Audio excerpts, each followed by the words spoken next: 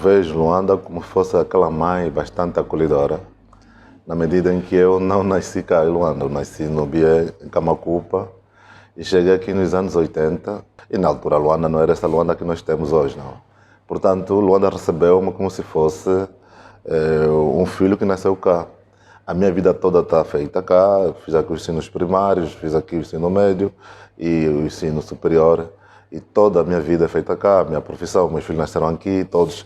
Portanto, eu sinto que Luanda é uma minha segunda casa, se calhar uma primeira, porque desde que eu saí do Bié nunca mais voltei para lá. Portanto, mal conheço o Bié, então conheço Luanda. Luanda é minha terra, Luanda. E eu acho que isso não aconteceu só conosco, isso aconteceu quase com todo mundo, né?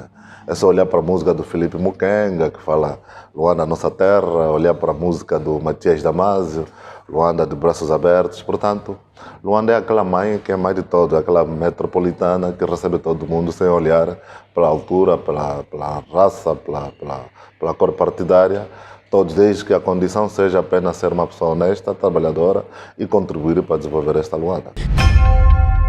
Luanda é uma terra que todo mundo vê como uma oportunidade para ascender na vida. Aqui tem a questão de terra, é um negócio bastante visível a olhos de todos. E as pessoas, quando vêem a Luanda, sentem uma certa estabilidade, não é? E estabilidade está na vertente da segurança jurídica, sobretudo naquela questão da paz social, né? Naquela vertente da paz social. Portanto, as pessoas têm essa esperança de que quando for a Luanda, têm esta estabilidade social, vão conseguir o emprego, vão conseguir fazer um negócio mínimo para poder melhorar a vida. Agora, as que não conseguem fazer isto entram na frustração, mas não justifica, por exemplo, pôr em causa aquilo que é patrimônio público, não é? Tudo que é criado nesta cidade de Luanda faz parte para todos. Então, apesar da dificuldade que cada um deve frequentar, ou enfrentar, queria dizer, mas isto não pode levar à justificação para destruir aquilo que é de todo, que é um bem comum. Portanto, daqui há que ser resiliente, há que ser muito forte para poder ultrapassar todos os problemas que tem. E como dizia no começo da nossa conversa, eu cheguei à conclusão que a única solução para resolver os problemas sociais e pessoal, não estou falando no sentido coletivo, mas estou falando individual, é, de facto, primeiro, procurar ter conhecimento, que passa por formação, e procurar depois trabalhar na base da honestidade e o respeito um ao outro. Portanto, quem fizer isto tem a certeza que no prazo de 5, 10 anos, dependendo muito da condição que se encontra, pode melhorar a sua condição de vida. Todos nós chegamos aqui em Luanda, não tínhamos absolutamente nada.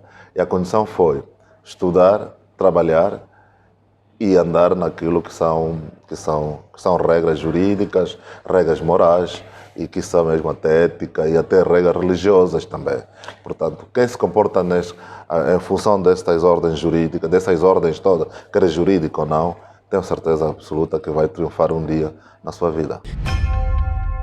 Aqui a responsabilidade máxima para que todo mundo tenha o mínimo de conhecimento jurídico passa pela mídia, passa por outras instituições sociais, as igrejas, etc., terem programas internos que levam com que os seus fiéis, as pessoas que frequentam essas instituições sociais, tenham o mínimo conhecimento daquilo que é os pilares básicos do direito. No Código Civil há um artigo 6º que diz que a ignorância não aproveita ninguém. Ora bem, apesar de não conhecer as regras jurídicas, não significa dizer que o desconhecimento pode aproveitar-se a alguém. É preciso que todo mundo tenha conhecimento básico. Agora, nós temos a responsabilidade, nós professores, nós juristas, vocês da comunicação social, criar esse programa no sentido de que um cidadão comum tenha o mínimo de conhecimento da literacia jurídica. Porque numa sociedade, sem o mínimo conhecimento daquilo que são direitos básicos, aquele conhecimentos básicos, a sociedade anda à margem da lei. Portanto, isso aqui não é responsabilidade somente do cidadão. Há responsabilidade individual de cada cidadão tentar autossuperar-se. Pessoas que estão ligadas à investigação devem engendrar programa para que um cidadão comum tenha o mínimo conhecimento do que é uma ordem de trânsito, o que é uma ordem... Quer dizer, o mínimo, o máximo. Porque senão teremos uma cidade desordenada porque os princípios basilares de direito não chegam a todo mundo, e isto aqui é papel de todos. Nós falamos há pouco tempo do cidadão comum, né? E eu defendi que o cidadão comum não deve ser responsabilizado, no sentido de agravar sua responsabilidade, quer civil ou penal, porque se diz que o Estado, não, uma vez que o Estado não tenha posto à disposição todos os instrumentos para que ele seja educado ou reeducado. Mas já não se coloca a mesma questão a um servidor público, porque se um servidor público chegou a esta função, naturalmente já não tem esse problema de base. Portanto, a pergunta é, alguém que é servidor público tem consciência que está aí para servir o público? E como é que ele depois vai ter um comportamento à margem da lei, um comportamento fora, fora da ética, né? Como sabemos, o bem jurídico, quando falamos do bem jurídico, estamos a falar do ético jurídico, estamos a falar daqueles valores que têm ressonância axiológica. E isto aqui, quando é violado por um servidor público, é muito grave. Portanto, é aqui onde concordo com a nova política do atual executivo, em tentar moralizar a sociedade, e sobretudo os servidores públicos. Porque quando eu aceito um cargo público, eu tenho que estar consciente que eu vou ser espécie de um messias, vou sacrificar o meu saber, o meu tempo, para poder ajudar ajudar a contribuir naquilo que é a necessidade coletiva.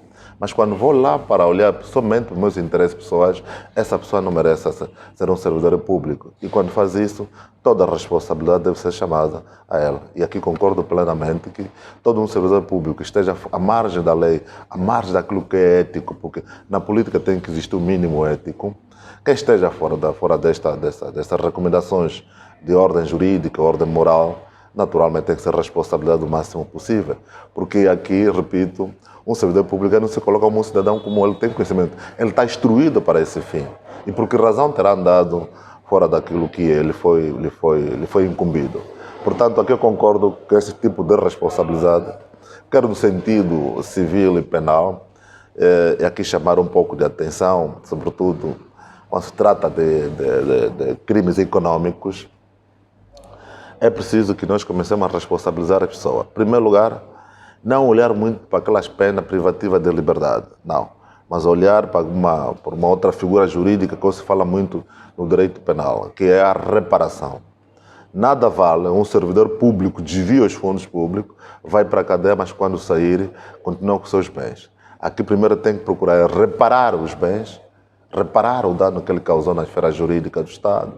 Uma vez reparado, talvez a pena privativa da liberdade possa ser bastante atenuada. Mas é preciso responsabilizar a pessoa por uma questão de prevenção geral positiva, ou seja, para mostrar à sociedade no geral de que aquela norma que proibia fazer isto continua válida, por isso que o fulano Wilson está a ser responsabilizado. Portanto, e ao mesmo tempo também fazer uma prevenção especial positiva, chamar a atenção ao Wilson que andou à margem da lei e dizer, olha, arrependa-se, repara o dano que você causou, arrependa-se para voltar a viver como um cidadão normal na sociedade.